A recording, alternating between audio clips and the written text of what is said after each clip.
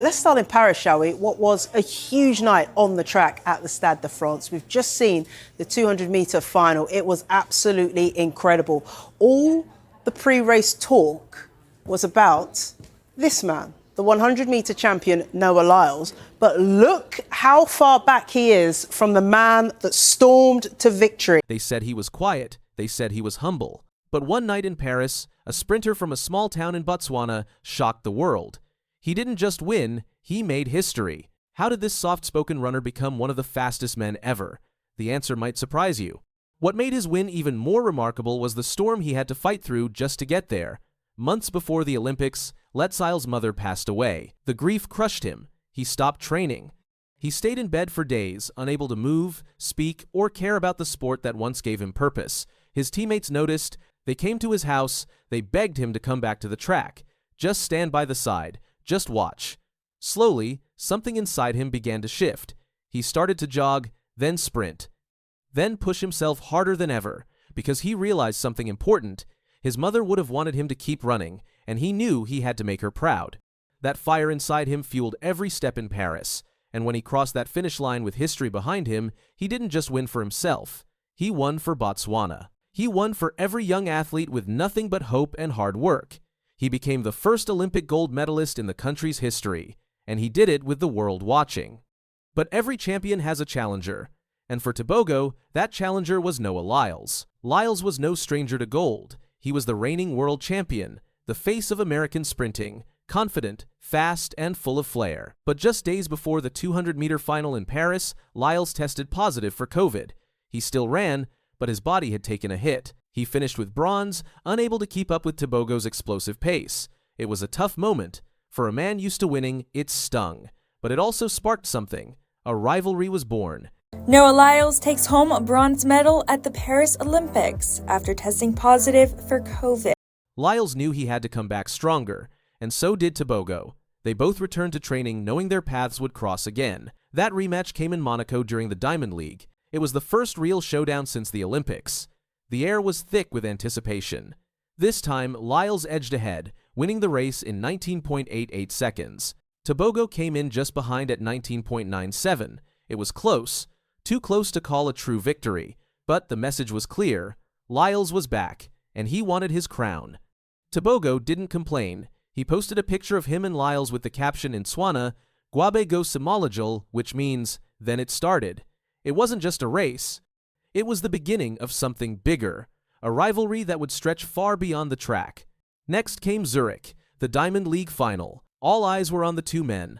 Lyles came out flying. He took the lead early and held off a hard-charging Tebogo at the line. The final times, Lyles with 19.74, Tebogo just 0.02 behind.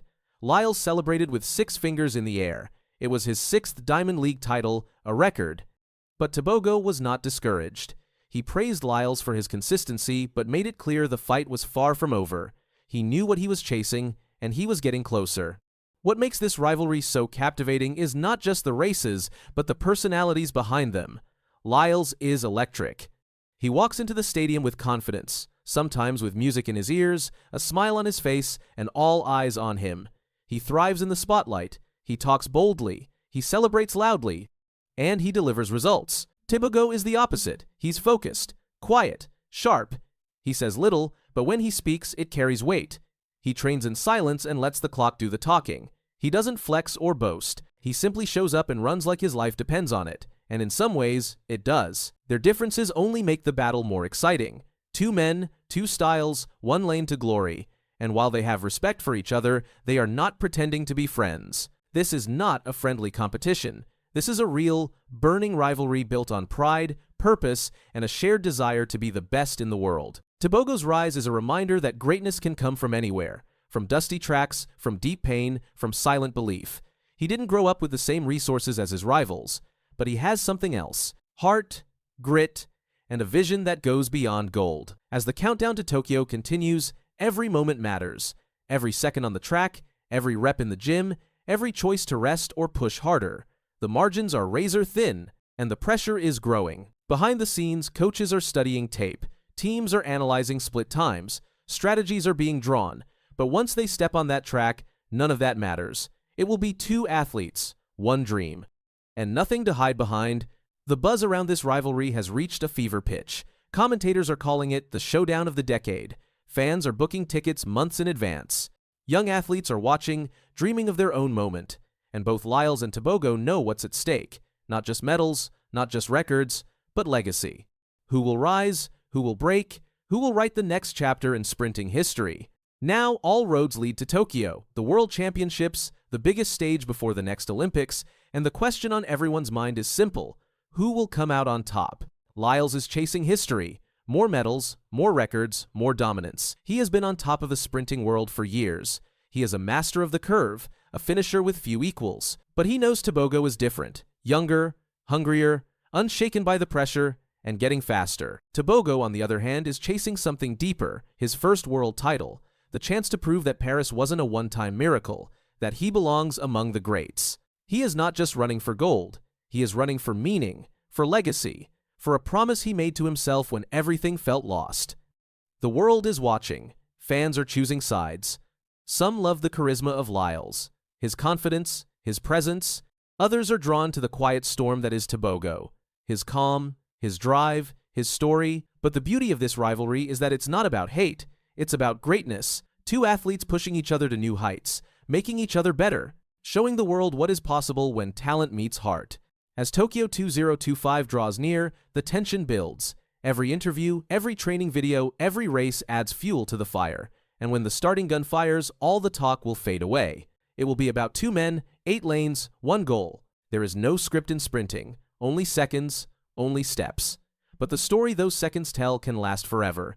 And whether it's Tebogo's rise or Lyles' legacy, one thing is clear. We are witnessing something special.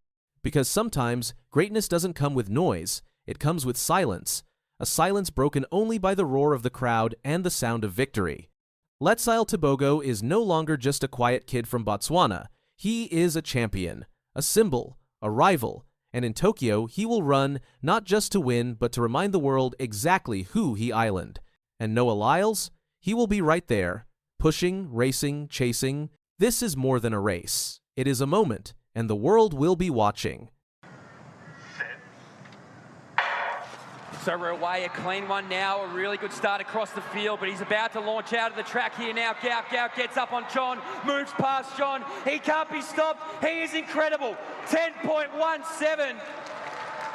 The future is here. You just watched it. 10.1. Gout Gout just said what no one wanted to hear. The fastest teen in Australia has made a move that's shaking the whole world of sprinting. This isn't just about speed, it's about what comes next. Coaches are worried. Fans are stunned. And what Gout revealed has sparked the fear everyone hoped would stay quiet.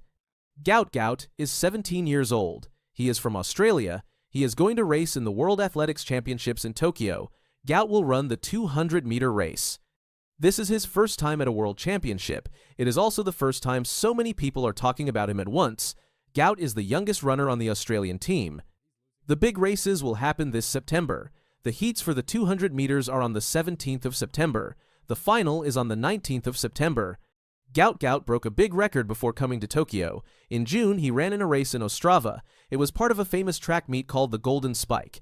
Gout ran 200 meters in 20.02 seconds. That was the fastest ever by someone from Australia and from all of Oceania. He beat the man in second place, Rainier Mena, by 0.17 seconds. Mena is a top sprinter from Cuba. The man in third place was from Britain. His name is Nathaniel Mitchell Blake. He ran 20.60 seconds. That win shocked people. But this was not Gout's first fast run. Earlier, he ran 20.04 seconds at the Australian All-Schools Championships. That made him the fastest under 1.8 runner in the country's history. He also ran 100 meters in 9.99 seconds in Perth. He did it twice, but the wind was too strong, so it did not count as a record. It was still a big deal. People started comparing him to sprinting stars. At a school race in Queensland, he ran 100 meters in 9.94 seconds. It was hand-timed, so not official, but still super fast. Gout was born in December 2007. His family is from South Sudan. He lives in Brisbane now. He shares a room with his brother. In 2024, he won a silver medal in the World U20 Championships in Lima. He ran 200 meters in 20.60 seconds. That same year, he signed a deal with Adidas. News reports say the deal is worth about $6 million Australian dollars. In another big meet, he ran 10.17 seconds in the 100 meters. It was an under 1:8 national record. He also ran 20.04 seconds again in the 200-meter final. In April this year, he ran 19.84 seconds for 200 meters, but the wind was too strong again. The record did not count. Even with all the fast times, some people still didn't believe it. Then Olympic champion Letsile Tebogo said, "He is the next big thing for the continent." At the Ostrava race, Gout said, "I felt stronger in training these last couple of months. Another national record. Pretty happy with that. It's not a bad first up in Europe." His coach, Di Shepherd, has trained him since he was a kid. She is known to be tough. She says Gout can win Olympic gold someday, maybe by 2032. She also says he grew a lot this year. He went from 180 to 183 centimeters. That made her change how they train to keep him safe. Gout's running style has also made people talk. Former Olympian John Stephenson said Gout floats when he runs. He said Gout has strong ankles that help him run faster and stay fast longer. Even with his speed, Gout is only ranked 20th in the world this season in the 200 meters. He trains in Florida sometimes with top sprinters like Noah Lyles, but he still goes to high school in Ipswich. He had to miss school to run in Tokyo. When he runs, people show up. One event in Melbourne sold all its tickets. That had not happened in more than 20 years. Another race in Stowell had double the normal crowd. Even with all the fame, Gout stays low-key. He drives a Hyundai i30. He said he has been treated differently by some people. He talked about racial profiling. He said it's hard when people look at you like you don't belong. He also turned down a big chance to race at the AFL Grand Final.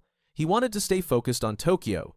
The Australian team picked 88 athletes for the World Championships. That is the most ever. Gout's name was one of the first announced. The team also has 5 relay teams. It's the first time Australia has all relay teams qualified. Other big names on the team include high jumper Nicola Olislagers and pole vaulter Nina Kennedy. Track bosses in Australia say Gout brings a lot of excitement. They hope he shines now and again at the Brisbane Olympics in 2032. News from Reuters said his rise happened fast. 1 year ago, most people did not know his name. Now he is one of the most talked about runners in the world. Fans are waiting to see what happens next. All eyes are on Tokyo. Gout Gout is ready to race, and what he does next could change sprinting for good.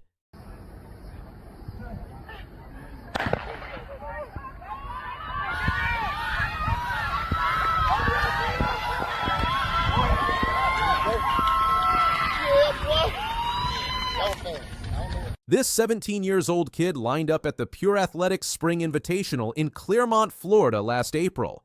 What happened next left the track and field world speechless. Christian Miller didn't just run fast, he absolutely torched the track with a mind-blowing 9.93 seconds in the 100 meters. To put that in perspective, only 5 men under the age of 20 had ever broken the 10-second barrier before Miller came along. This wasn't some fluke performance either. The wind was a legal 1.6 meters per second at his back, and every aspect of the race was perfectly legitimate. Miller had just become the fastest American under 20 athlete in history, shattering Trayvon Bromell's record of 9.97 that had stood since 2014. But here's the crazy part. He also set a new under-18 world record and claimed the 3rd fastest time ever recorded by anyone under 20 years old. Miller's journey to this historic moment started in St. Johns County, Florida, where he attended Creekside High School. His coach, Ricky Fields, had been working with him for years, watching this kid develop into something special. Even as a sophomore and junior, Miller was already turning heads with times that made college scouts take notice. The breakthrough really began in 2023 when Miller traveled to Eugene, Oregon for the USA Track and Field Under-20 Championships. Running at the legendary Hayward Field, Miller did something remarkable. He won gold medals in both the 100 and 200 meters. His 100-meter time of 10.06 seconds set a world under-18 record and marked him as the 4th fastest high school sprinter in American history. His 200-meter victory came in 20.51 seconds, proving he wasn't just a one-event wonder. After that performance, former professional runner Kyle Merber made a prediction that now seems prophetic. Merber told Miller directly that his times were quickly reaching professional levels, then sent a warning to the sport's biggest names. Merber said Noah Lyles and Fred Curley better watch out because this kid was coming for them. Miller's approach to training reflected a maturity beyond his years. When asked about his record-breaking 9.93 performance, he explained his mindset perfectly. Miller said he practices hard and knows exactly how he runs in training. So if he goes out and executes what he's practiced, he knows a really fast time will be produced. That level of self-awareness and confidence is rare in any athlete, let alone a teenager. The young sprinter's inspirations tell us a lot about his ambitions. Miller has always looked up to Usain Bolt, calling the Jamaican legend a very big inspiration. But he also studies the current generation of sprint stars. Miller mentioned that he recently looks up to greats like Noah Lyles, Christian Coleman, Letsile Tebogo, and Ariane Knighton. It's telling that most of these athletes are American, and Miller noted that they're producing some great times. Are there any sprinters before you that you look up to where you're like, yo, these are some guys I used to watch? Some names you can list out for me. Yes, I used to look up to Usain Bolt a lot. He was a very big inspiration. That's and right. recently I looked up to a lot of greats like Noah Lyles, Yep. Christian Coleman, Letsile Tebogo, also Ariane Knighton. Just a lot of great athletes. A lot of them from America too. Yeah. Just producing some great times that I've always looked up to and wanted to run. When Miller crossed the finish line in 9.93 seconds, he became the world leader in the 100 meters for 2024. Think about that. A high school senior was officially the fastest man on the planet at that moment. Miller described the feeling as hitting a great milestone, going from fastest high schooler to fastest under 18 athlete to fastest under 20 athlete, and now the fastest in the world. But he wasn't satisfied. Miller made it clear he wasn't just racing high schoolers anymore. He could now race people much older and more developed, and he was coming for much more. The performance caught the attention of USA Track and Field, who named Miller their Athlete of the Week for April 24th, 2024. He was the 15th winner that year, recognized for running the fastest time ever by an American under 20 athlete and chopping 4/100ths off the previous record. But Miller's success created an interesting dilemma. He had originally signed a letter of intent to run for the University of Georgia in November 2023. The Bulldogs thought they had landed the top track recruit in the country. However, Miller's rapid improvement and his fifth-place finish at the U.S. Olympic trials that summer changed everything. At those Olympic trials, Miller found himself lining up against some of the world's fastest men. The American team that went to Paris was stacked with Olympic medalists and world champions. The only exception was 20-year-old Ariane Knighton, who had won world championship silver in the 200 meters. Miller not only qualified for the trials, but made it all the way to the finals, finishing fifth. That experience was eye-opening for the teenager. Miller later reflected that competing at the trials was a good milestone because he was lined up against some of the world's fastest guys. The experience convinced him that he could really compete with the world's fastest athletes. That confidence played a huge role in his next major decision. In July 2024, Miller announced he would forego his NCAA eligibility and turn professional instead of running for Georgia. His reasoning was simple but profound. Miller felt that if he went to college after the times he had already run, he would almost be taking a step back. He looked at all the resources he had at home compared to what he would have at Georgia and decided he wanted to go big and make a stamp in the track and field world. Miller believed turning pro was the best way to put his talent out there and strike while the iron was hot. The decision put Miller in very exclusive company. Only a handful of American track athletes have bypassed college to turn professional straight out of high school. The most successful examples include Noah Lyles, Ariane Knighton, Tamri Davis, and middle-distance runner Hobbs Kessler. All of them have since become medalists at global competitions. Miller's professional future became clear in October 2024 when he officially signed with Puma. The German sportswear company was thrilled to land the young sprinter. Pascal Rolling, Puma's director of sports marketing, called Miller without doubt the most exciting male sprint prospect they had seen in a long time. Rolling praised Miller's record-breaking performances and said his decision to turn professional spoke volumes about his character.